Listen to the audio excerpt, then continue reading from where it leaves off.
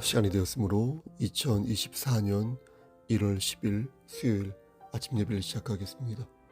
주의 기도로 시작하겠습니다.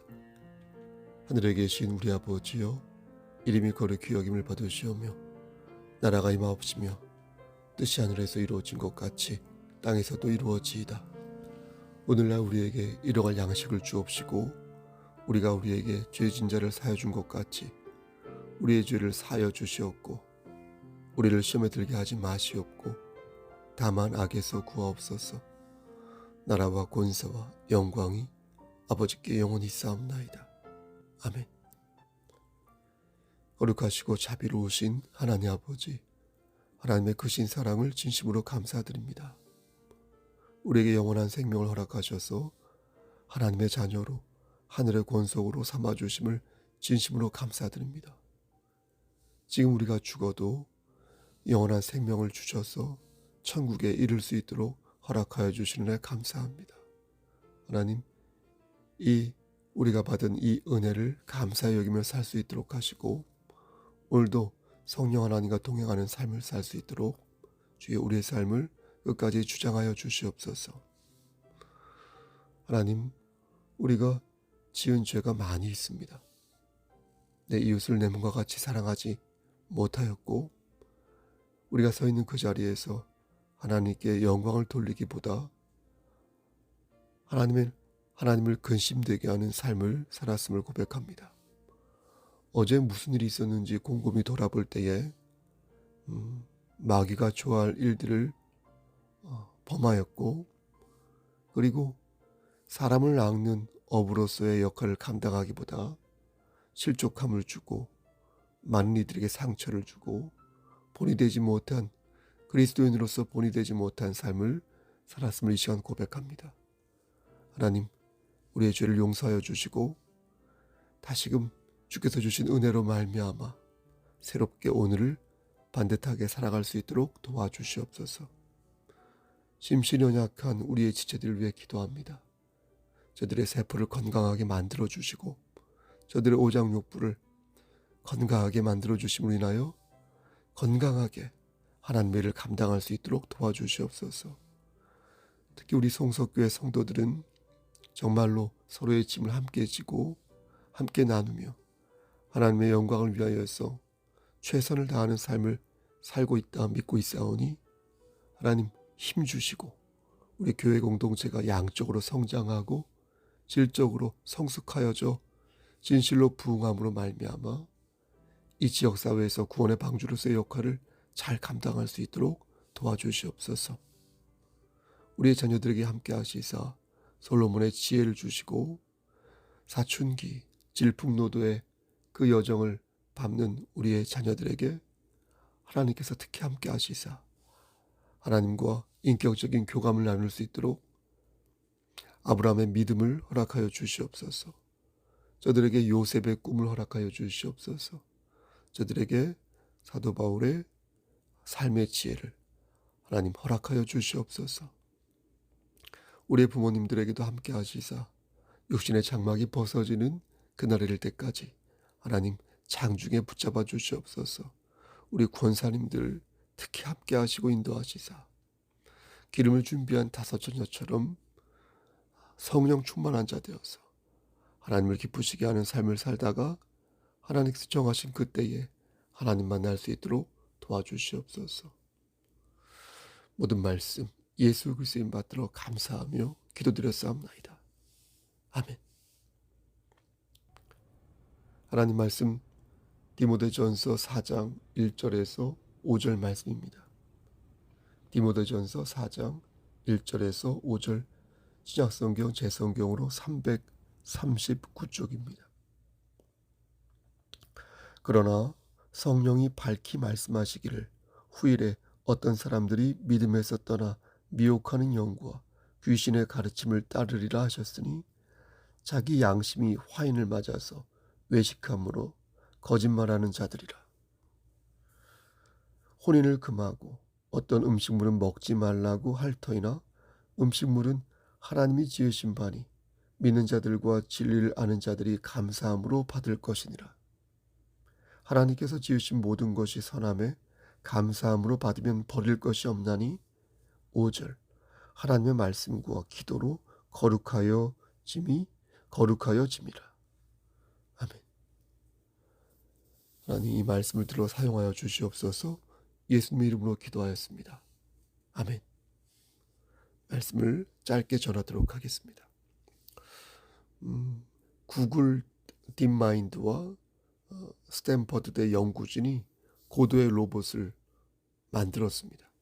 소위 가정부 로봇이라고 하여 이름이 보니까 모바일 알화인데 놀랍게도 가격이 2, 3천만 원대로 알고 있습니다. 그러니까 이전에 우리가 알고 있던 그 로봇 있죠. 그 10분의 1 정도 가격이니까 차가 2대 있는 집도 있으니까 살만한 매우 구매욕을 불러일으키는 로봇이라 하겠습니다. 그 성능이 상당했습니다. 모바일 알화는 모방학습을 통하여 와인잔과 프라이팬을 닦았는데요. 심지어 새우도 요리하고요. 계란 프라이도 할 줄 알았습니다. 모두 모방학습을 통해서 얻은 기술인데 연구진은 말하기를 50회 정도 가르쳐주면 모방학습이죠. 그 행동을 복제하여서 약 90%의 성공률을 보인다고 합니다. 저는 그 기사를 읽으면서 또 영상을 보면서 호기심보다 어떤 섬뜩함을 느꼈는데 만약 로봇이 인간의 모든 행동을 모방학습을 통하여 체득한다면 과연 그렇게 진화된 로봇이 인간을 가만히 내버려 둘 것인가 라는 의문이 들었습니다. 또 그렇게 해서 만들어진 지식의 혹은 기술의 총합을 인간이 부여받았을 때 인간은 자칫 자신을 신으로 여기지 않을까 이런 생각도 하게 됩니다. 그렇게 모방학습을 통하여 완성된 로봇의 뇌를 인간이 전수받을 때 말입니다. 그렇게 되면 인간 자체가 증강되는 거 아니겠습니까? 천하무적의 인간을 만드는 일도 가능하겠다라는 생각을 인간이 갖지 않겠습니까? 참 두려운 일이다 싶은 것입니다.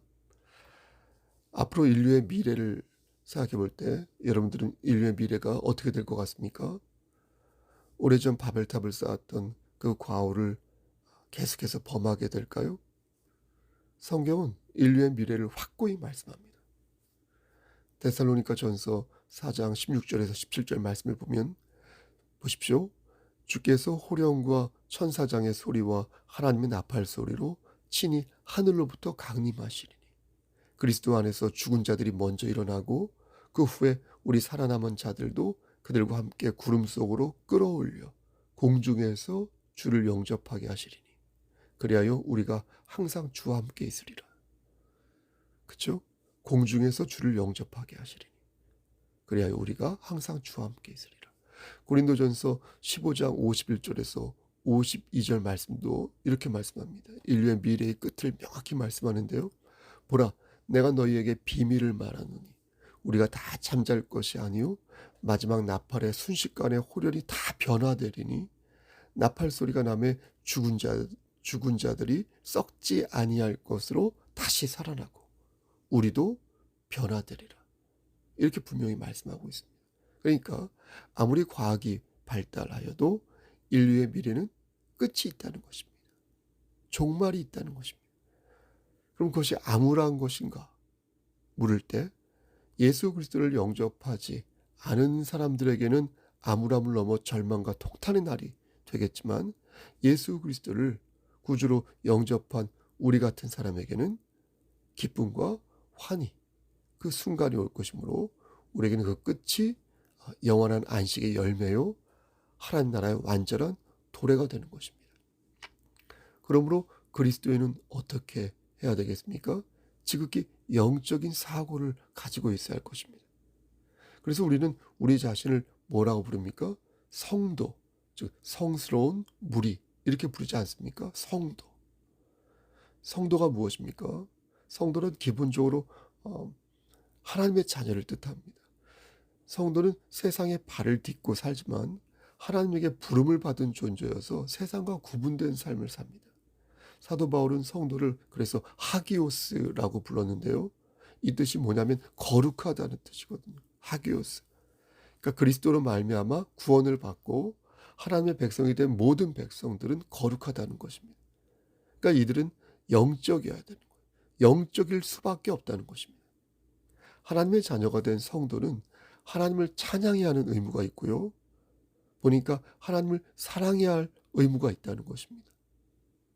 하나님 앞에서 기뻐하고 형제를 섬기며 봉사하며 전도하며 부르심에 합당한 행동을 하며 형제를 위해 기도하며 믿음의 도를 위해 힘써 싸우며 불평과 투기를 버려야 한다는 것입니다. 또 성도는 분과 노를 버리고 악을 멀리해. 그렇죠? 세상을 그리고 말씀 안에서 판단할 수 있어야 한다는 것입니다. 이게 바로 하기오스, 즉 거룩한 백성, 성도의 특징이자 영적인 모습이라는 것입니다. 그 중에서 방금 말씀드린 말씀 안에서 세상을 판단해야 한다는 말씀으로 고린도전서 6장 1절에서 2절 말씀을 보면 너희 중에 누가 다른 이와 더불어 다툼이 있는데 구태여 불의한 자들 앞에서 고발하고 성도 앞에서 하지 아니하느냐. 성도가 세상을 판단할 것을 너희가 알지 못하느냐. 세상도 너희에게 판단을 받겠거든 지극히 작은 일 판단하기를 감당하지 못하겠느냐. 이렇게 말씀합니다. 그러니까 보십시오 여러분. 성도는 세상을 판단할 수 있다는 것입니다. 하나님을 진실로 믿는 백성들이라면 과학이든 이성이든 기술이든 예술이든 간에 모든 것을 하나님 말씀 안에서 성경적으로 판단할 수 있다는 것을 믿어야 한다는 것입니다. 성경적인 사고만큼 반듯하고 온전한 사고는 없으며 여호와를 경외하는 것이 지식의 근본이라 말씀하셨지 않습니까? 그러니까 성도는 늘 하나님을 경외함으로써 하나님께서 주시는 지혜로 말미암아 우리 앞에 놓인 현안들을 분석하고 이해하고 판단할 수 있다는 것입니다. 그래야 한다는 것입니다. 전도서 3장 21절 말씀을 보면 죽은 자의 영혼에 대한 말씀이 나옵니다. 인생들의 혼은 위로 올라가고 짐승의 혼은 아래 곧 땅으로 내려가는 줄을 누가 알랴.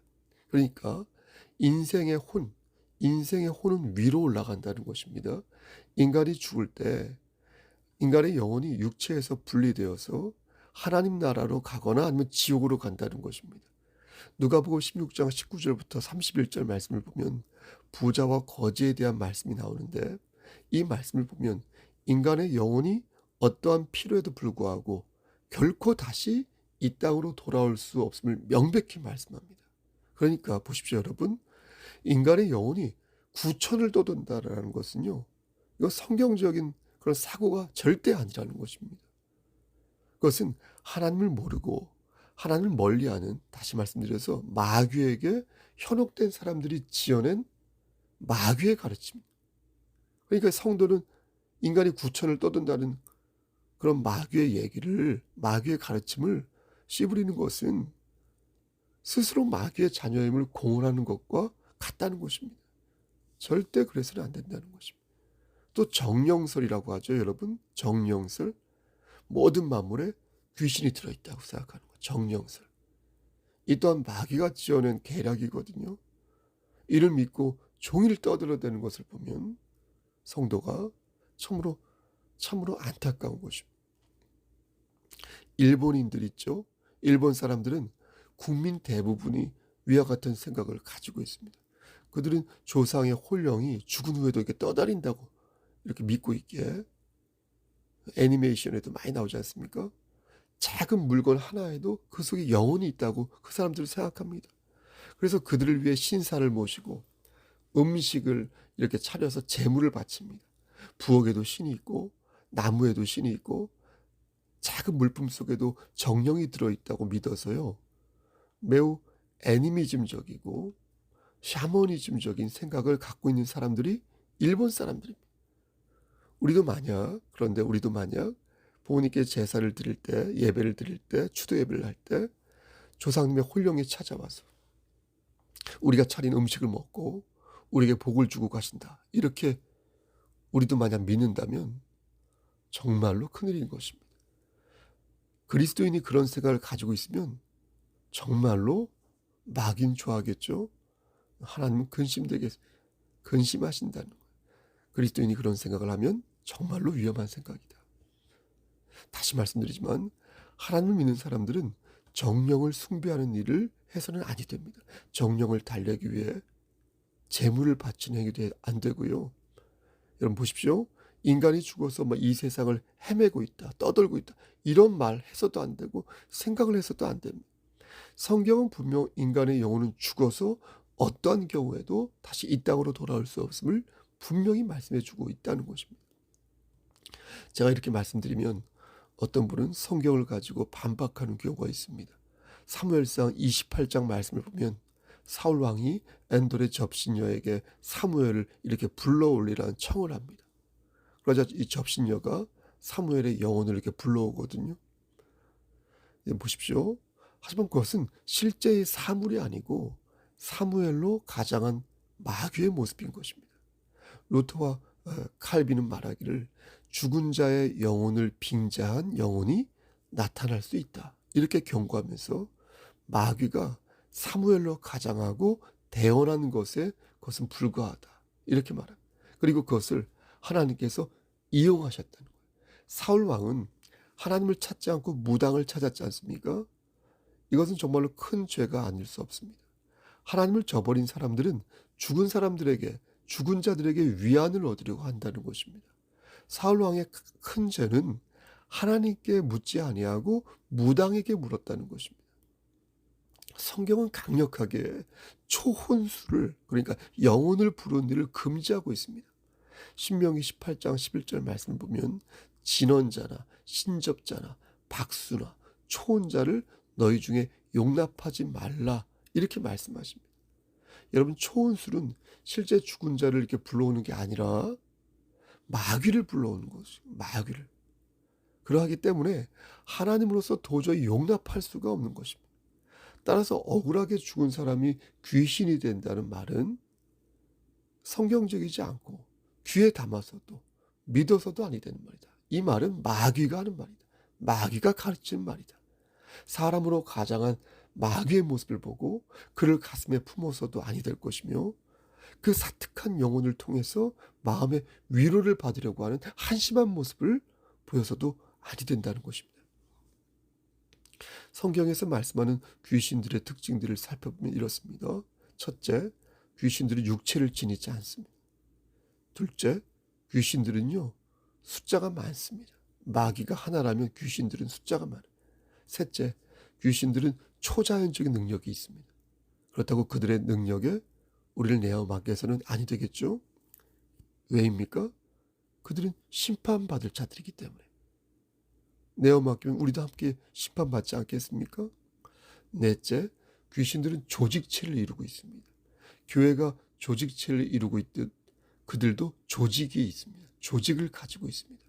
교회가 더욱 하나가 되고 힘을 합해하는 이유가 여기에 있습니다. 다섯째, 귀신들은 하나님에 관한 지식을 가지고 있습니다. 그들이 하나님을 모르는 것이 아닙니다.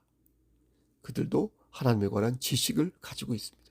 여섯째, 귀신들은 불신자들을 괴롭게 할 수 있도록 허락받았습니다. 일곱 번째, 때때로 귀신들은 인간에게 들어가 인간을 조종하거나 질병을 유발하기도 합니다. 명심해야 할 것은 귀신이 귀신을 내어쫓 줄 수는 없다는 것입니다. 여덟 번째, 귀신은 그릇된 교리를 가르칩니다. 오늘 본문 1절과 2절 말씀 보면 뭐라고 말씀합니까? 그러나 성령이 밝히 말씀하시기를 후일에 어떤 사람들이 믿음에서 떠나 미혹하는 영구와 귀신의 가르침을 따르리라 하셨으니 자기 양심이 화인을 맞아서 외식함으로 거짓말하는 자들이라. 그러니까 그들은 자기 생각대로 말씀을 전한다는 것입니다. 성경에 근거하여 말씀을 전하지 않고 자신의 경험과 지식에 의거하여 말씀을 전한다는 것입니다.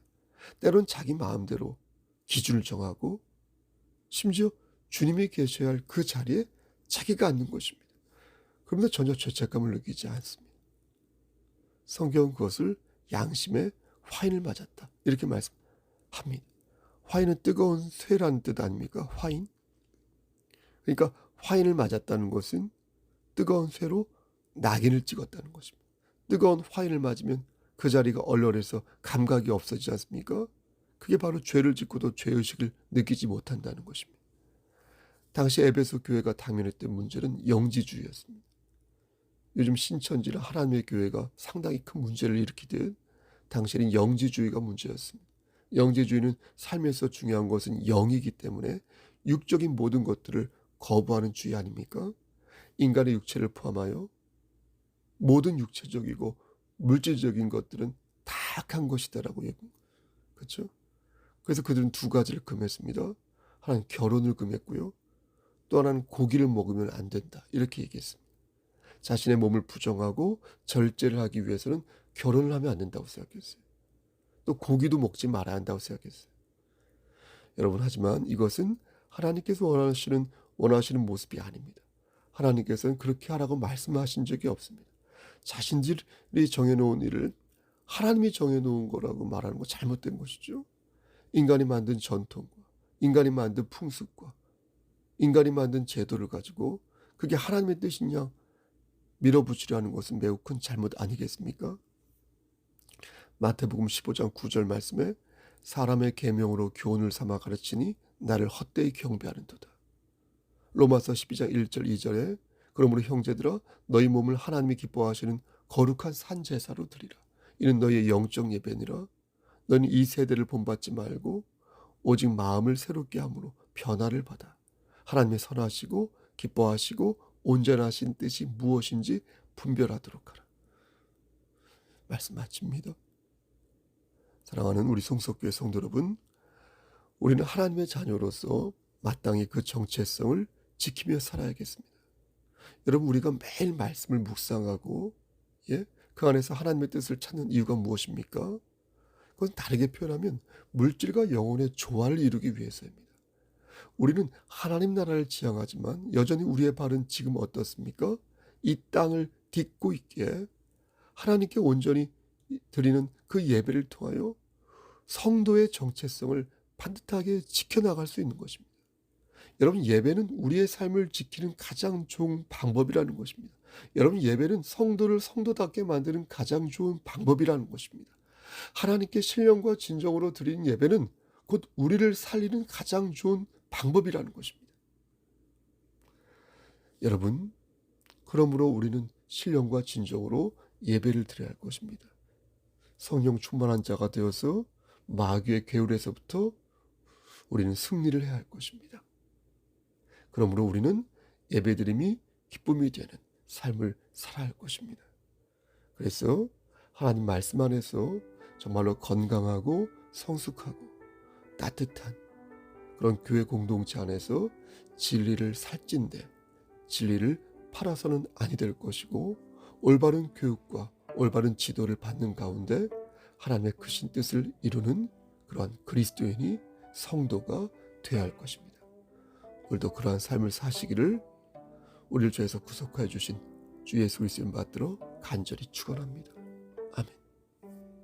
이제는 우리를 주에서 구속하여 주신 우리 구주 예수 그리스도의 은혜와 아버지 하나님의 만극하신 그 사랑하심과 성령 하나님의 교통하시고 인도하신 모든 역사하심이 하나님 말씀 안에서 영과 육을 아름답게 조화하고 그리하여서 하나님을 기쁘시게 하는 삶을 살기를 소원하는 여기 모인 성도와 그들의 가정과 이 재단과 이 나라 위에 하나님의 사랑하심이 세세토록 함께 계실지어다. 아멘. 예배를 마쳤습니다. 오늘은 수요일입니다. 수요일 7시 반에는 수요 예배가 있습니다. 예배당에 나와서 함께 예배드렸으면 좋겠습니다. 함께 기도하였으면 좋겠습니다. 예배 후에 셀 리더 모임도 있습니다. 올해부터 목요일 저녁 모임을 셀 리더 모임을 수요일 예배 후에 갖도록 하겠습니다. 여러분, 오늘도 말씀 안에서 승리하십시오. 샬롬.